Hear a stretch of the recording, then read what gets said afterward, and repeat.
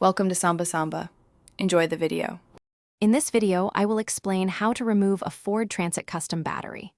First, ensure your vehicle's ignition is completely off and the key is removed for safety. Always wear protective gloves and eye protection to prevent injury from battery acid or electrical sparks. The battery in a Ford Transit Custom is usually located beneath either the driver's or passenger's seat, requiring some initial access steps. Once you've located the battery, you'll need to remove any floor coverings, trim, or seat bolts that might be blocking access. Using a 10mm wrench, carefully loosen the nut on the negative battery terminal first, then remove the cable. Next, repeat this process for the positive terminal.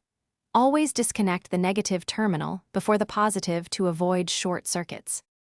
With both terminals disconnected, you now need to unfasten the battery's hold-down mechanism.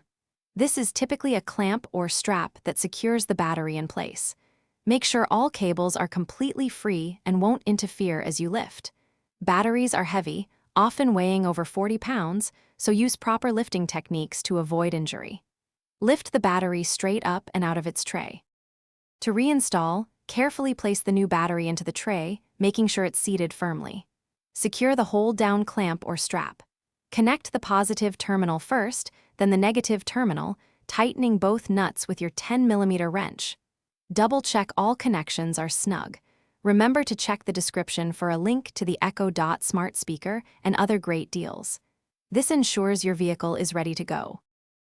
Thanks for watching. Consider subscribing if we helped you.